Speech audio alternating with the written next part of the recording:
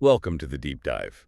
Today we're looking at something, well, pretty groundbreaking actually. Yeah. An idea that might just challenge, everything you thought you knew about reality. That's right. What if the universe isn't built on static forces, but is instead dynamic, interconnected, and maybe surprisingly elastic, like a rubber band? Exactly. We're diving into a really audacious theoretical paper today by Philip Randolph Lilien. It's called The Ogden Model and Phase Space, phasespace.pdf. Right. And it proposes this, radical rethinking of physics, moving beyond our usual space-time ideas to explore a universe where really everything emerges from this fundamental concept called coherence. So our mission today for you listening is to try and unpack this. It's a complex framework, no doubt about it. It really is. Lillian's aiming high unifying quantum theory, gravity, emergence physics, all by reframing things we think are fundamental, like mass, space-time, even identity. Not as fundamental givens, but as, what was the phrase? Threshold conditions of coherence reduction. That's the core idea. Threshold conditions. So, Yeah. yeah, imagine the math for a rubber band potentially holding the key to the whole universe. That's quite a leap. It is. And that's why this is such a fascinating deep dive. We're focusing on this one incredibly dense, foundational paper. Our goal is really to break down these core ideas, pull out the surprising facts, the implications, hopefully into some real aha moments for you. It's deep science, for sure, but we want to make it accessible, captivating even. So let's dive in. Where do we start with unpacking this? Okay, so to really get the scale of this leap, we kind of need to set the stage first. Understand the starting points. Lillian's work builds on two pretty well-established ideas from physics and engineering. Right. The first one is something called the Ogden model, comes from continuum mechanics. The Ogden model. Yeah. Okay, for those of us, maybe not engineers, what exactly is that? And why is it so foundational for this new theory? Right, so the Ogden model, it's basically a really powerful mathematical way to describe how certain materials deform. We're talking about hyperelastic materials. Hyperelastic. Yeah, think of stuff that stretches a lot, like rubber or certain polymers, even biological tissues like muscle. Okay, really stretchy things. Exactly. And unlike, say, a simple spring that stretches kind of linearly, these materials get complex, nonlinear. Stretch them a lot, they behave in weird ways.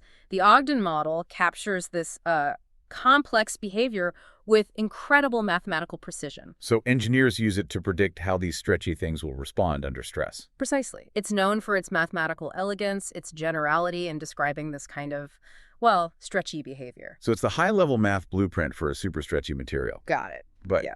The big question remains, why is a model for rubber relevant to the universe? Are we saying the universe is just a giant cosmic rubber band? Not literally, no. But the math itself, the elegance, the generality of the Ogden model that invites reinterpretation. Lilien uses its principles as a kind of conceptual springboard. Okay. Now, on a seemingly different track, traditional physics uses something called classical phase space. Classical phase space. Okay, that sounds abstract. Maybe a bit intimidating. What is it, in simple terms? It is abstract, yeah, but incredibly useful. Think of classical phase space as a kind of multidimensional map, a coordinate system. A map. Okay. And this map represents all possible states of a given system. So for a simple system, like, a bouncing ball, every single point on this map would uniquely define the ball's position and its momentum, its speed and direction at any given moment. So if I'm tracking that ball, phase space maps out every possible place it could be and every possible way it could be moving, its whole history and all possible futures. Exactly that. It's used all over physics. Classical mechanics, statistical mechanics for gases, quantum mechanics, even chaos theory, studying how systems evolve. It's the ultimate map of possibilities for a system. Right. Now, here's where a surprising connection starts to emerge between this Ogden model for materials and this classical phase space map. Okay, let's connect those dots. We've got the rubber band math, and we've got this abstract map of all possibilities. How do they interact? Why is that important here? So the connection happens when you take one of those hyperelastic materials, the kind the Ogden model describes, and you load it dynamically. You stretch it, compress it, whatever. Okay. When you do that, its unique stress-strain behavior, the very thing the Ogden model defines so precisely, that behavior directly feeds into the force terms in the systems, Hamiltonian or Lagrangian. What now, Hamiltonian? Lagrangian. Sorry. They're just the fundamental equations that describe the system's total energy and how it changes its dynamics. Okay, so the material's stretchiness directly influences the math that governs how it moves and changes over time. Precisely. Its inherent properties aren't just passive, they actively shape its evolution. And then that evolution, that dynamic, can be mapped out and predicted in phase space. You got it. You could say the Ogden model describes how the material behaves, its stiffness, its elasticity in phase space, then becomes the landscape of all possible movements the system can make given that behavior. Okay, that's the classical link. Makes sense. But now, Lilien takes a huge leap, you said. A truly audacious leap, yes. And this is where phase space comes in, with the capital P in the middle. Pronounced the same, but different. Correct. That's stylized capitalization. It's deliberate. It signals a profound difference. The core conceptual leap here is the introduction of phase space, or, more fully, the Finsler Coherence Phase Space, FCPS. Finsler Coherence Phase Space, okay. And this replaces Einsteinian spacetime entirely. It's metric, the mathematical ruler for measuring distances. Curvature depends not just on position, like in GR, Right. but also, crucially, on direction and the local coherence state. Whoa. Okay, that sounds like a massive departure. How is FCPS really that different from the classical phase space we just discussed? Yeah, it's fundamentally different. In classical phase space, right, your coordinates are usually just position and momentum. Right, the basics. And the metric, the sort of ruler of the space, it's usually fixed. Like the Riemannian metric in general relativity, it's a static backdrop. Right. But in FCPS, well, the coordinates get much richer. Position, momentum, yes, but also direction and fundamentally coherence state. And here's the real game changer. The metric itself is dynamic and coherence dependent. Dynamic. So it's not a fixed ruler. It changes. Exactly. It changes based on the local coherence conditions. It's constantly adapting. It's not a static backdrop for events. It's an active, responsive medium. Almost like a living fabric. A living fabric. That's a major shift. It is. And that leads to another critical piece, the active role of the observer function. The observer. Like us watching. Not necessarily us, but observation itself. In FCPS, the observer isn't passive. Coherence and observation actually co-determine the geometry of reality. Co-determine. Okay, that's wild. It's a fascinating inversion.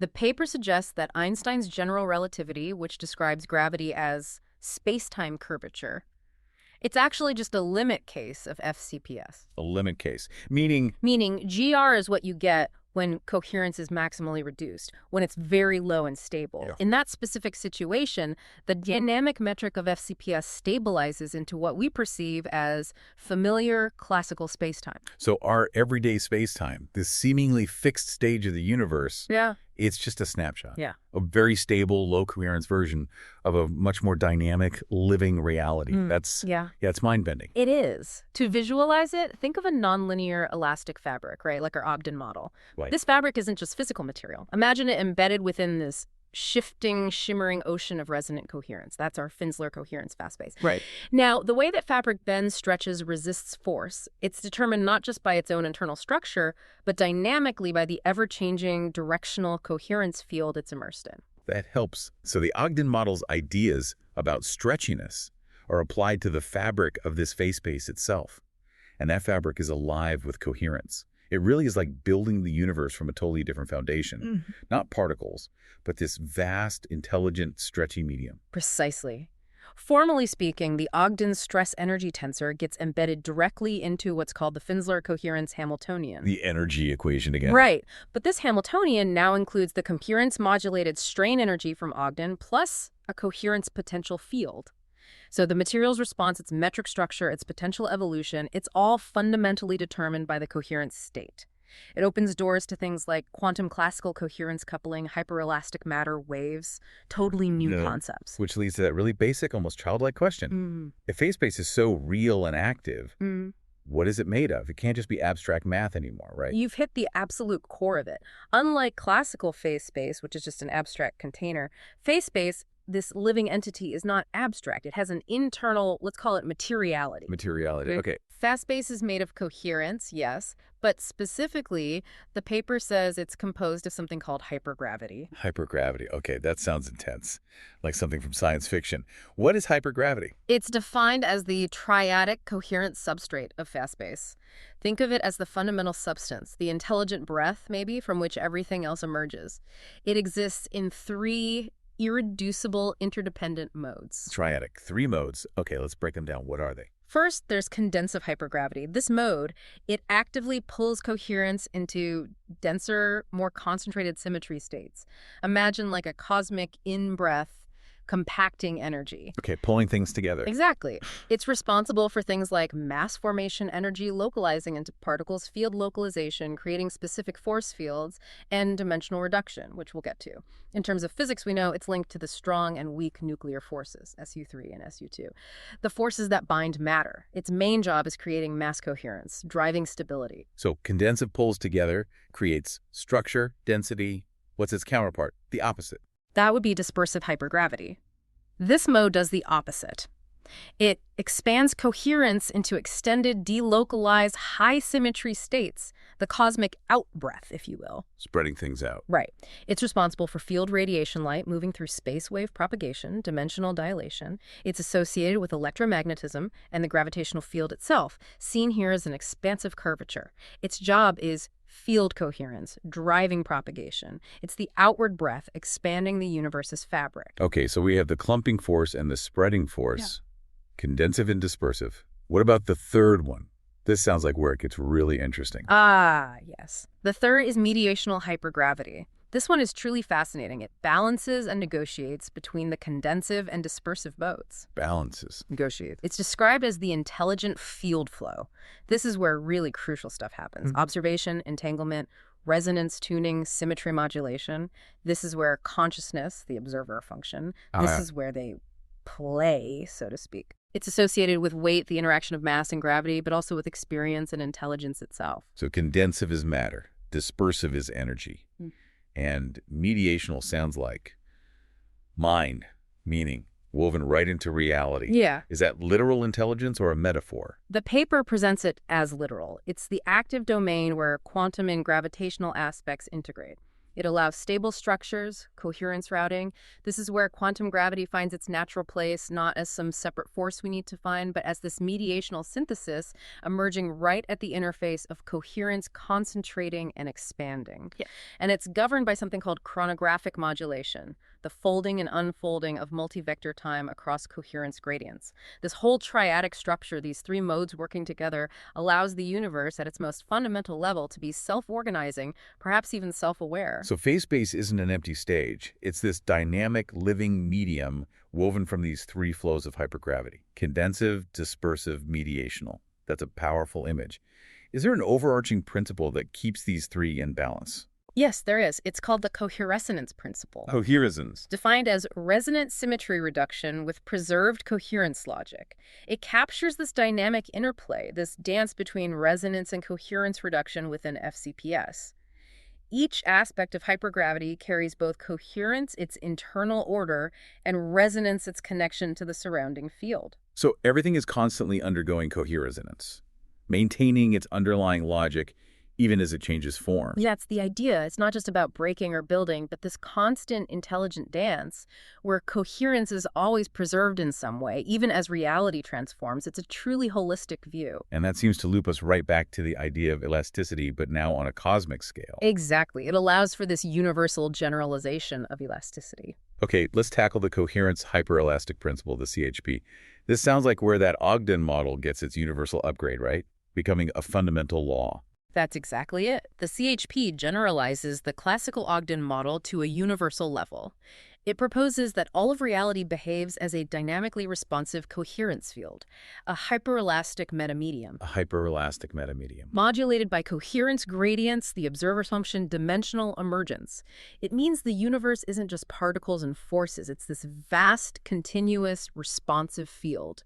It can stretch, bend, react. So the universe itself is this stretchy, responsive, coherent material.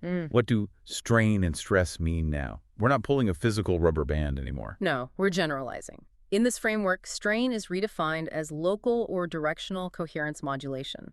Think of it as how the coherence field itself is stretched or compressed, its density, its flow, its alignment. Okay. And stress becomes geometric curvature, torsion, or symmetry tension. So the bending, the twisting, the inherent tensions within the fabric of reality, that's the stress in this metamedium. That's a powerful reframing. The very shape of space-time, its curvature, is a result of cosmic elasticity. Which brings us back to what you said about the metric tensor, the ruler. Precisely. A crucial point of CHP is that the metric tensor in FCPS isn't fixed. It emerges dynamically from the local coherence state. It's constantly modulated by the coherence field itself. That Ogden strain energy function, the energy stored in a stretched rubber band, it becomes part of a universal potential term that includes vacuum structure, even observer influence. So the universe isn't just passive, waiting for things to happen. It's actively responding, shaping itself based on its internal coherence, like it's breathing, stretching. Exactly. The key takeaway: reality itself is a coherence-responsive hyperelastic geometry. Observer functions, symmetry-breaking coherence modulation, these act like forces and deformations in this metamaterial. The Ogden model becomes a localized signature of this universal coherence elasticity, showing how matter and energy are basically folds or stresses in this grand coherent field. Wow. Okay. And you also mentioned something about chirality torsion response, CTR, adding an intrinsic twist or handedness to reality. What's that about? Right, chirality and torsion. Chirality is about handedness, like your left and right hands, mirror images, but not superimposable. Torsion is about twisting. Cool. In this framework, chirality torsion response, or CTR, describes localized asymmetry and rotational deformation within FCPS. It's how the coherence field twists or skews when it's under strain. It encodes chirality and torsion as intrinsic elastic responses of this universal metamaterial. So chirality, handedness. Yeah. How did that show up in this hyperelastic reality? It arises from non-isotropic coherence reduction, meaning when the coherence field reduces but does so unevenly, directionally, maybe favoring one twist over another, it creates this preferred direction, this handedness in the coherent strain field. Like a shear. Yeah, you can think of it like the shearing response of the metamaterial when coherence reduces non-uniformly, like some molecules being intrinsically left or right-handed. It's built into the fabric's response. And torsion, how does that fit? Is it related to particle spin? Torsion reflects the intrinsic rotational response of the coherence field to local deformations. It's like the internal resistance or freedom to twist within the medium. It is related to spin, but torsion here is broader. And crucially, the paper states, torsion is not a curvature of space, but a twist in the phase flow of coherence itself. A twist in the flow of coherence. Yes. It's a fundamental property of the coherence field, encoding its potential for rotation and twist. So not just abstract geometry, but active dynamic responses of the universe's own elasticity.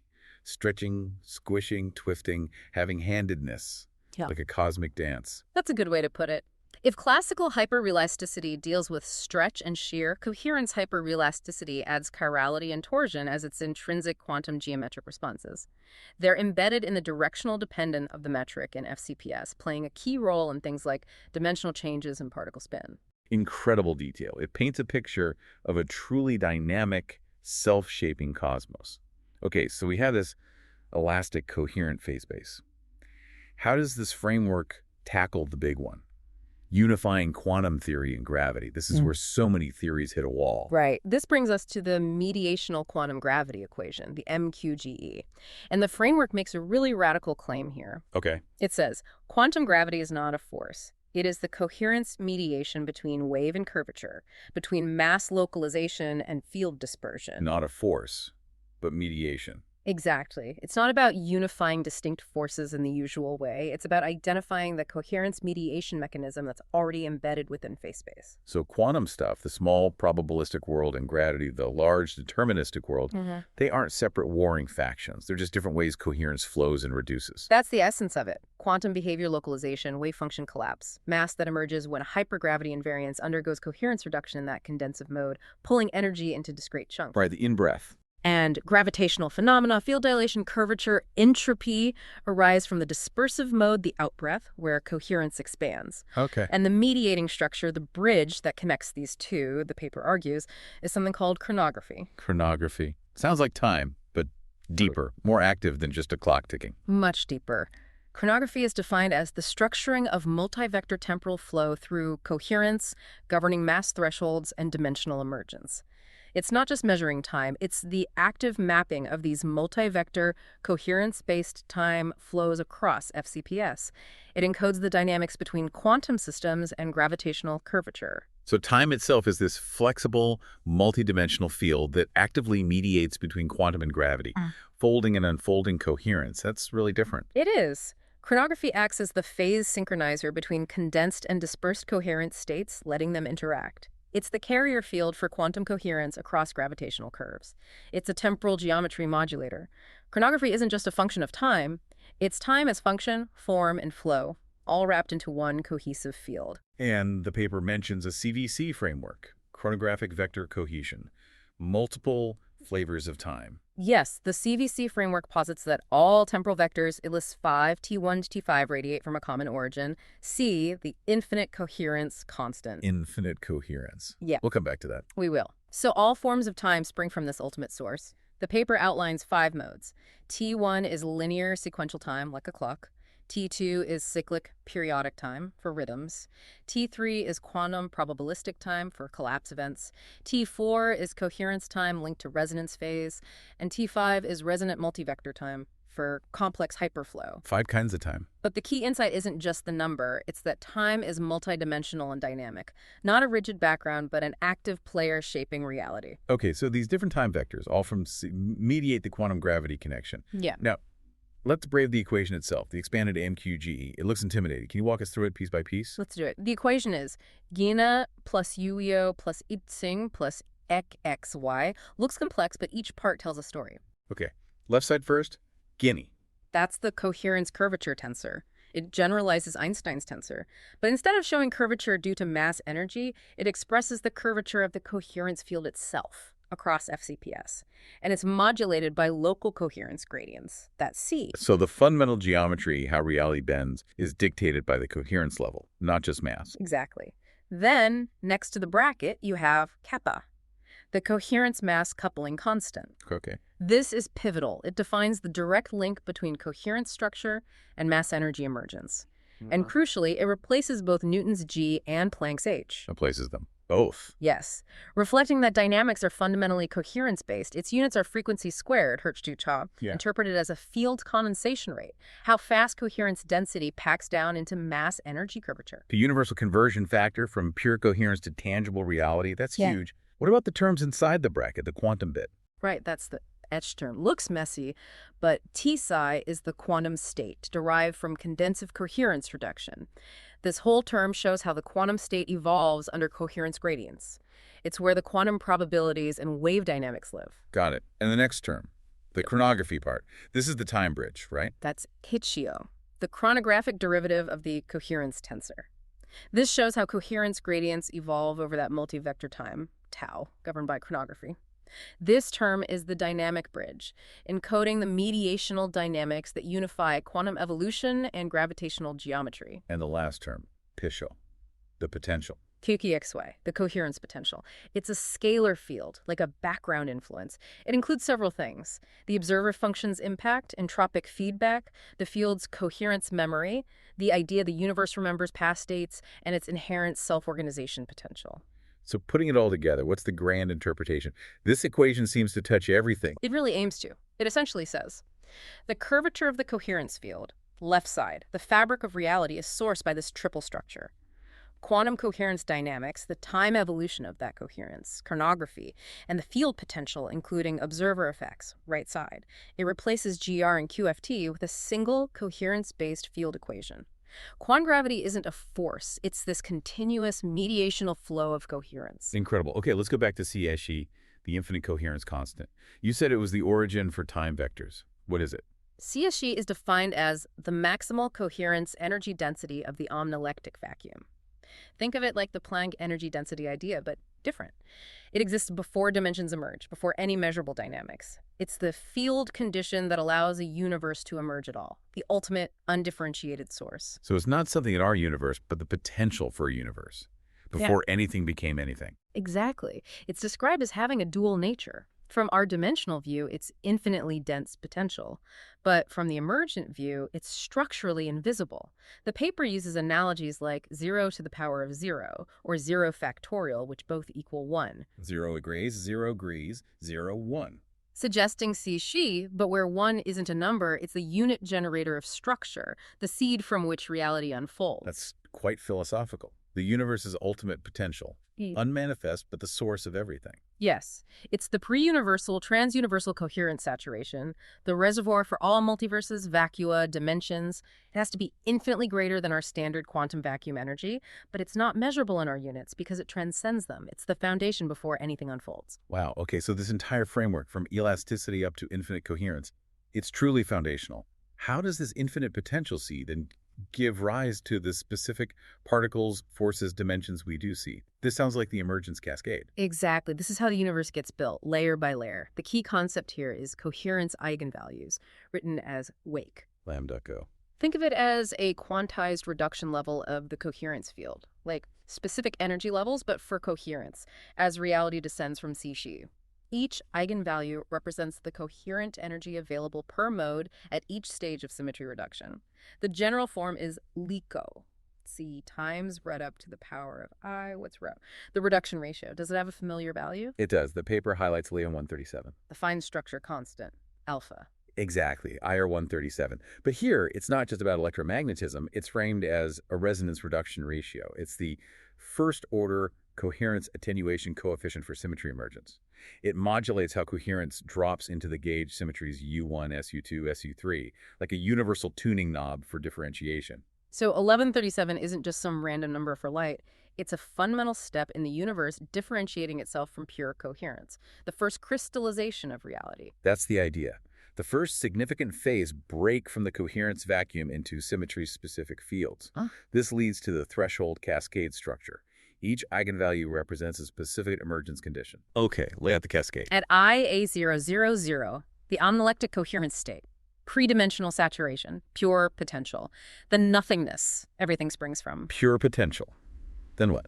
As coherence starts to reduce. At I1, AAC, the ABC2, AA7, we cross the U1 threshold. Electromagnetic symmetry emerges, the light field phase shell, the first observable differentiation, light itself is born. The light comes first. Okay, next drop. I2 is AAC. The SU2 threshold, weak force symmetry emerges, described as a mid-level coherence bifurcation linked intrinsically to chirality, that handedness we talked about. Handedness emerges here, and then I3E3, AACU3, ACO3 threshold, strong force structure emerges, deep coherence, condensation, and color curvature. This marks the boundary to premass, where things like quarks start binding and forming protons, neutrons. and beyond I3. For I3, we get the fermionic thresholds. This leads to observable mass, spin, chirality, localization, the stuff of matter, electrons, protons, neutrons, and the interpretive insight is huge.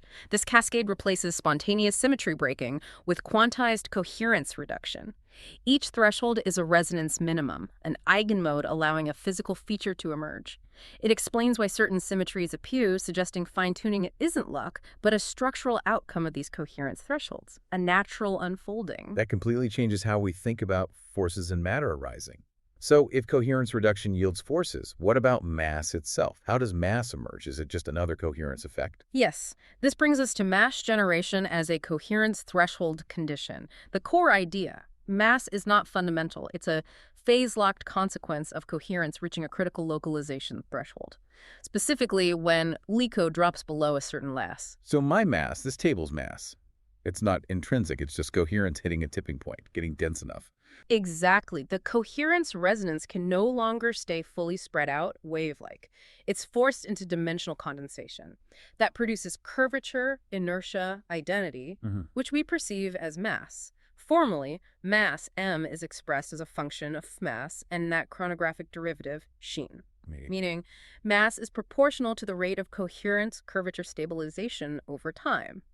The faster coherence locks into a stable state, the greater the emergent mass. Mass is coherence inertia, a resonance locking. So heavier particles mean faster or deeper coherence reduction, a deeper trap for coherence. Makes sense. Linking density and mass. That's the implication. The paper outlines a mass threshold band structure. Different mass types crystallize at different coherence reduction levels. Neutrinos, very light, emerge from a shallow trap. Electrons, heavier from a deeper one. Protons, neutrons, heavier still from even deeper chronographic convergence zones where coherence reduction is strong and stable. And these thresholds are quantized. Mass comes in discrete packets. Unifying everything under coherence. Sure. Okay, if mass emerges, what about dimensions? Our familiar 3D space. Time. Are they also emergent properties? Yes, another radical concept. Dimensions are not pre-existing containers. They are emergent resonance structures that crystallize from the coherence field when specific coherence eigenvalue thresholds are crossed. Each dimension, is an emergent resonance layer, a functional coherence geometry. So 3D space wasn't just there, it emerged as coherence differentiated. That's profound. Exactly. There's a dimensional threshold table. DS0 is the homolectic state at 0. D1, 1D vector line, emerges at Ogden, representing causal directionality. D2, 2D planar field at ER2, a symmetry surface. Our familiar D3, 3D volume space, emerges at WO3. But not simple Euclidean 3D. No, it's described as a triadic coherence vector structure in Finsler space, its properties tied to direction and coherence. Then D4, chronographic time, emerges where flow structuring begins. Higher dimensions, EN, could emerge at further thresholds, nested layers. Dimensions born from the universe, losing some ultimate coherence, stepping down into structure. How does Finsler geometry handle this? Finsler geometry allows the metric to depend on direction, so dimensions emerge as curvature structures linked to the directional coordinate, not fixed axes. And those chronographic time vectors, T1, T5, determine which dimensions appear, how they stabilize if higher ones remain accessible or are folded away. So dimensions are coherence-bound resonance shells, each a quantized phase of emergence, stabilized by curvature and observer alignment. Beautifully dynamic. Okay, one more big one. Identity. My sense of self, the distinctness of an atom, is that also emergent from coherence? Absolutely. The identity field emerges when coherence resonance, stabilized across dimensions, locks into a self-referential coherence loop. A self-referential loop. Yes. This creates a persistent, distinguishable pattern in FCPS that maintains its phase over time. This phase-locked coherence is what we perceive as identity. It's how the universe makes stable, recognizable things. So my self isn't a fixed entity, but a stable coherence loop. A persistent resonance pattern. That changes things. That's the implication. Identity I is expressed mathematically as a closed coherence feedback loop. Identity isn't a static thing, but a coherent self-referencing dynamic maintained by time-structured curvature. For identity to emerge, coherence curvature needs stability. Phase fluctuation must drop below a threshold. The identity phase gets locked. Are there different types or classes of identity based on this loop's complexity? Yes. The paper outlines classes. Scalar identity, single-point reference like a particle's uniqueness. Vectorial identity, directional self-stabilization. Bivector identity, dual phase like self-other. And the highest order, halective identity. So the core idea, identity isn't fundamental, it emerges from coherence dynamics. Precisely. Identity is a resonance echo sustained by coherence curvature, persisting across time vector cohesion. When coherence becomes self-referential in a dimensional loop, selfhood emerges. Profound implications for consciousness, existence, particle properties. And holective identity sounded like the peak, hinting at universal consciousness maybe. Holective identity is the highest order layer. It's distributed, not localized, self-modulating, adapts itself, and hypercoherently entangled with the entire field. Described as the coherence intelligence of the system recognizing and sustaining itself as a unified resonance. How does that emerge? Is it just theory, or does it apply to complex systems? Its emergence involves a complex path integral over a hypershell of local identity loops, reflections, curvature, exceeding a self-sustaining threshold. This integral is the total recursive coherence circulating, reinforcing itself. And its characteristics? Distributed, recursive, self-reinforcing, holographic, each part has phase-locked info of the whole, hypercoherent, operates across dimensions, and intelligent, regulates its own coherence, representing metasystemic self-awareness. What's its functional role, then, if it's so fundamental? It's posited as the coherence architecture for all self-organizing systems. Cells, consciousness, cosmological intelligence structures, intelligence. It's the substrate for collective coherence, universal self-reflection, and the key link to quantum mechanics. Hololective identity is quantum coherence expressed at the scale of universal self-reference. It stabilizes and evolves via resonance recursion instead of collapsing when observed. So quantum systems aren't just fragile. They're hololective until we reduce them by observing, creating an identity node, reframes measurement entirely. Precisely. The underlying coherence doesn't vanish. It reintegrates into the holoelectric substrate. Reduction isn't destruction, it's emergence via coherence threshold modulation. All quantum systems are hololective until reduced. This fundamentally changes our view of quantum reality, suggesting inherent intelligence. This whole framework, Yeah. from rubber bands to recursive intelligence, it's revolutionary. What are the implications, future directions, any practical applications from this? Well, the paper acknowledges how revolutionary it is, the UCTE framework, but it emphasizes building a bridge to existing physics, showing how current models are just special cases, reductions of this grander coherence view. Okay, how does it recast familiar physics concepts within this coherence-first universe? First, the universal field tensor, UFT, GXY. Unlike Einstein's tensor, where curvature comes from mass energy, the UFT shows curvature is modulated by symmetry source fields and coherence phase dynamics. It's a generalized Finsler coherence field, including geometry, phase dynamics, and source resonance intrinsically. Geometry isn't passive. Coherence shapes it. Geometry tied to phase and coherence. Active. What about mass generation beyond Higgs? The mass emergence equation is recast. No Higgs needed. Mass derives from coherence curvature convergence via chronographic reduction and eigenvalue locking. Mass appears as a chronographic derivative of coherence curvature tied to a threshold eigenvalue. Where coherence compresses and locks stably due to time processes, mass emerges. Faster locking, more mass. And gauge fields. Electromagnetism, strong weak forces. Still fundamental particles. Not primary here. Gauge fields emerge from coherence reductions as resonance shadows of deeper structure. Collapse phase layers of universal coherence. U1 is a first-order coherence dispersion light shell. SU2 is mid-level bifurcation. SU3 is deep condensation. They're functions of coherence gradients, not abstract groups, emergent properties. And the observer function. The stress is not just humans. Correct. The observer function is recast as a universal asymmetry resonance operator, present in any interaction reducing symmetry or coherence. The insight. The observer is not what watches reality, it is what causes the appearance of reality by selecting and reducing coherence.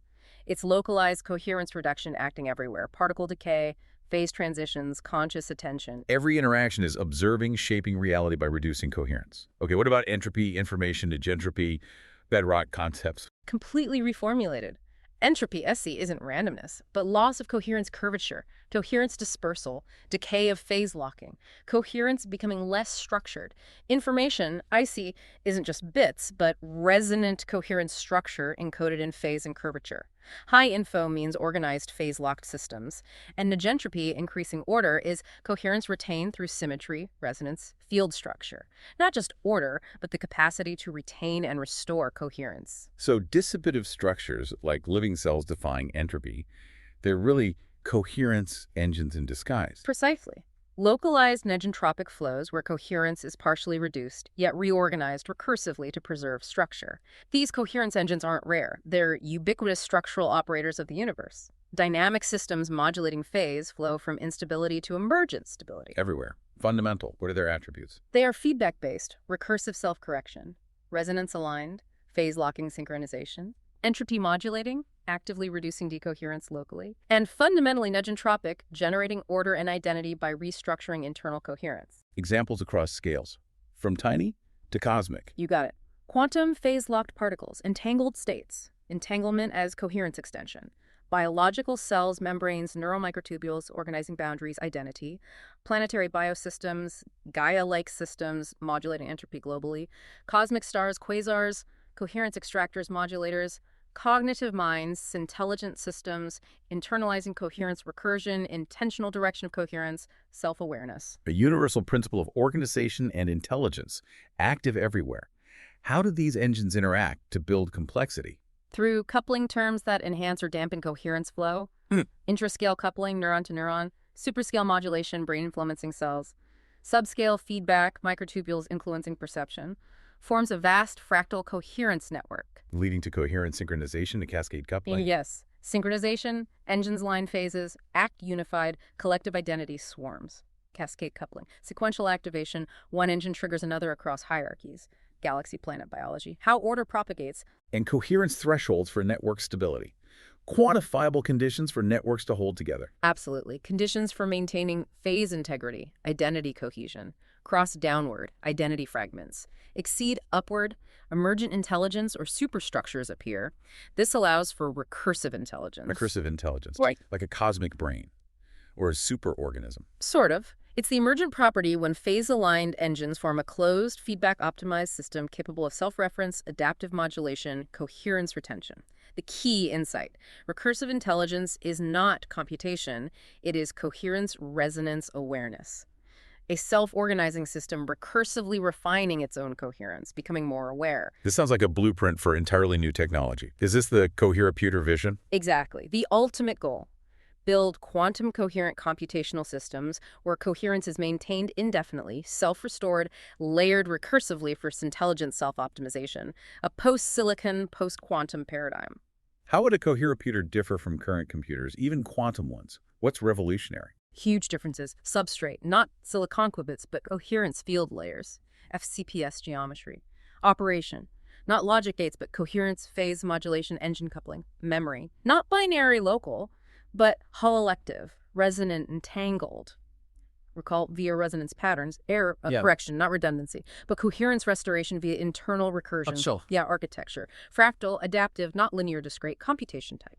Field-based, phase resonant, intelligent, not symbolic sequential, a living, thinking system. No more decoherence crashes like in current quantum computing. Sounds stable and fast. The goal is no decoherence-based failure points, leads to the C gate, coherence-based logic gate. Foundational unit operates via coherence phase alignment and engine coupling, not electrical switches.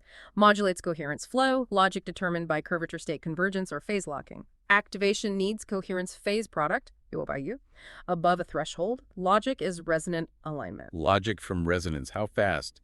The C-gate array operates in parallel, sequential, or holographic modes. Key is coherence remodulation. Time Mutramod estimated incredibly fast, 10^6 to 10^seconds, attosecond to femtosecond range. Wow. Which means no decoherence collapse. Coherence is self-restored recursively, near zero latency. Theoretically, a stable array could do 10^3 plus coherent operations per second, beyond classical clocks, beyond quantum noise. Computes by being coherent. Astonishing speed and resilience. And memory. Not binary. Yeah. How does it work? Face intelligent memory structures, PSMS. Store, retrieve, modulate info via resonance phase patterns. Coherence has two roles. Structural coherence maintains the non-decoherent memory framework, like a gravitational field. Pattern coherence modulates dynamic resonance signatures encoding data, like an electromagnetic field carrying info. So memory isn't fixed locations, but a living, evolving resonance field. A cosmic symphony encoding info and vibrations. Exactly. Stored in resonant phase configurations, accessed via coherence tuning, not addresses. Supports non-local recall, layered encoding, self-evolution via feedback. The commentary sums it up. Phase-intelligent memory does not store symbols. It stores coherence shapes, resonant fields of meaning that can evolve. Memory becomes living geometry. Intelligence becomes recursive tuning of coherence within that geometry. A living information system. This has been absolutely mind-bending, a true deep dive. We went from rubber bands to reality is this coherence-responsive, hyperelastic metamedium, mass, dimensions, identity, computation, all emerging from hypergravity and coherence, governed by resonance thresholds. It paints a picture of a universe far more dynamic, interconnected, alive, really, than we usually think. A continuous, intelligent unfolding. So here's the final thought for you, the listener. Consider this. If the universe truly operates as this vast self-organizing coherence engine, constantly unfolding reality through recursive resonant feedback, what does that imply for our own consciousness? Right. Are we just passive observers watching a predetermined show? Or are we active participants, involved in the universe's grand act of self-creation, continually shaping reality through our own coherence, our own attention? This coherence first view, it really challenges our basic assumptions about existence, information, our place in this intelligent, elastic cosmos. It suggests a deeply interconnected living universe where maybe everything is, in some sense, aware. We definitely encourage you to reflect on these huge ideas, how they might shift your perspective on reality. Thanks for joining us on The Deep Dive.